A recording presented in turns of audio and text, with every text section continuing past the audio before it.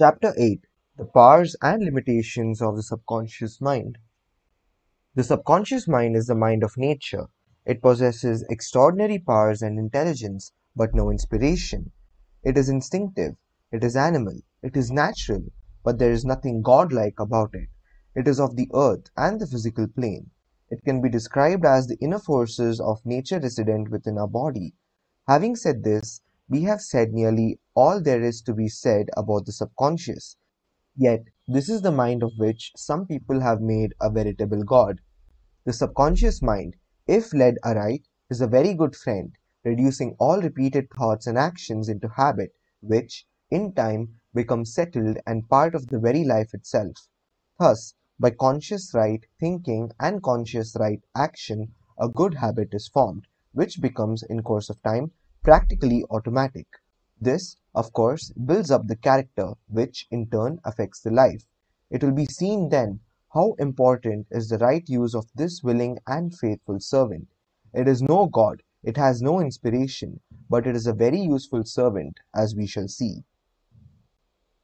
Most of our actions or movements are done or made subconsciously.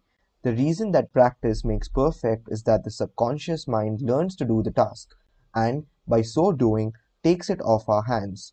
How difficult it is to learn to drive a motor car. How carefully, at first, we have to double declutch and obtain the right engine speed for a noiseless change, yet, after a time, the whole action is performed subconsciously.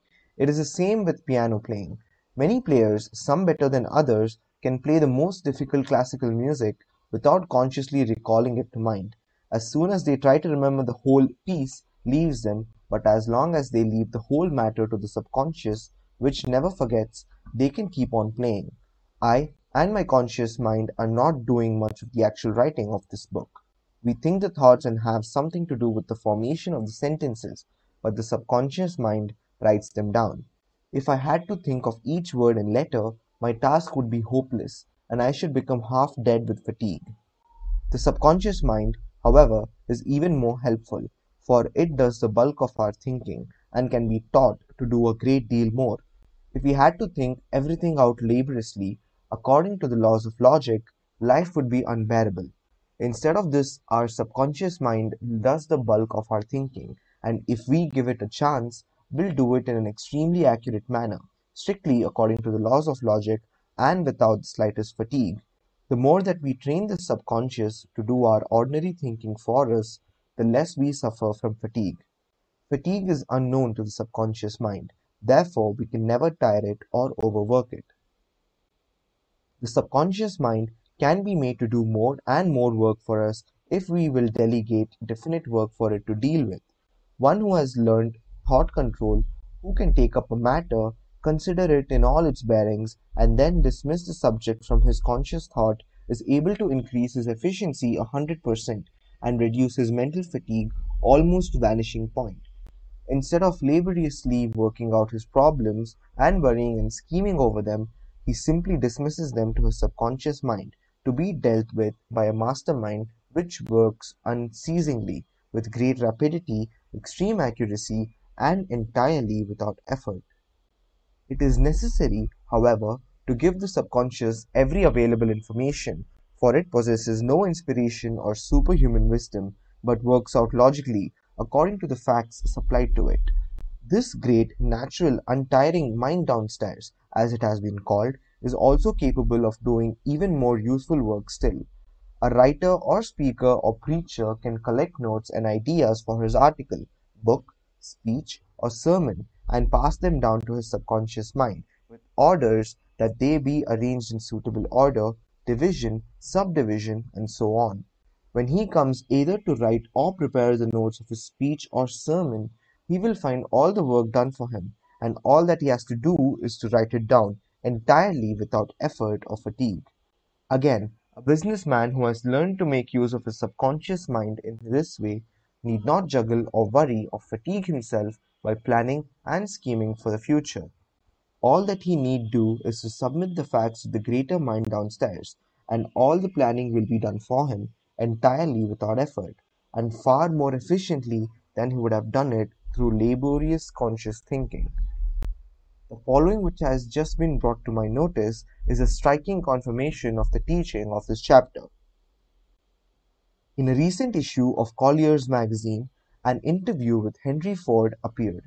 He spoke of the way with which big businessmen deal with problems and pointed out that they did not spend a lot of time pondering and puzzling over plans or ideas.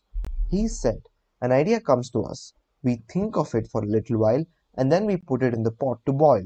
We let it simmer for a time and then take it out."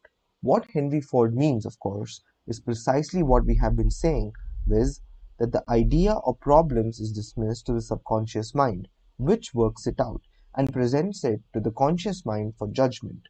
Yet again, an inventor or one who is constructing something mechanical can make use of the subconscious mind in precisely the same way.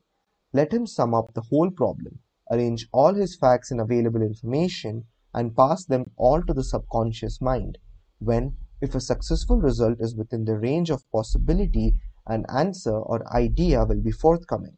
All this being done, mark you, without any effort whatever.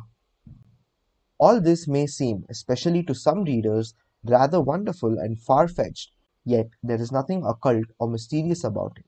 I am perfectly sure that there is no great writer, politician, or businessman who does not make use of his subconscious mind in this way. He probably does so unconsciously, but his procedure is the same. Some employ the whole of their mind naturally. These become men of achievement, who occupy responsible positions and who bear immense burdens without strain, worry, or care. Responsibility sits lightly upon them, and they are serene and untroubled when in positions and when confronted by tasks and difficulties such as would drive any ordinary individual out of his mind. Such men develop their powers of attention and concentration. Anyone who is in earnest can do this to a very high degree.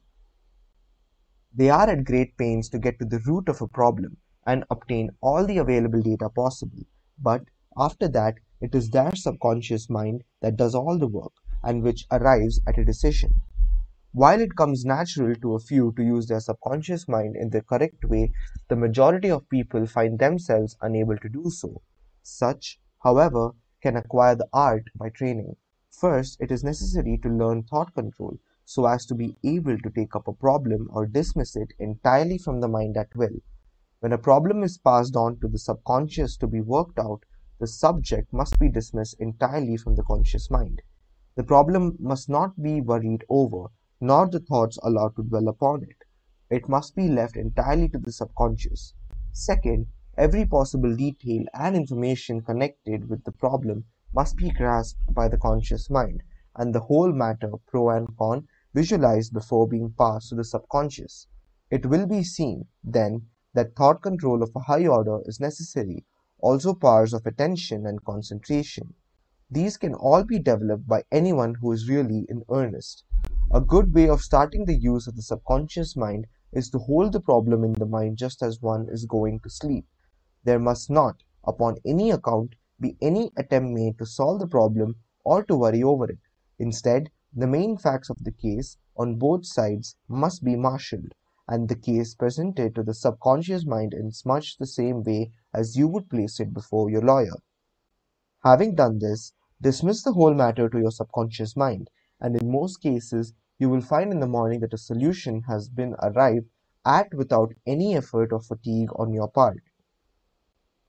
This, of course, is only one of the many ways in which the subconscious mind can and does serve its master, or the one who should be master. This great invisible force of nature is forever working. Whatever ideal is held in the mind becomes woven into the life through the tireless working of the subconscious mind. Only set your attention upon high and lofty achievement, and you will focus all the invisible inward forces of nature upon its accomplishment. In course of time, you will reap as you sow. If you will direct your attention into the right channel, backing it up with energetic conscious action, your subconscious will help you day and night, thus making success and achievement possible.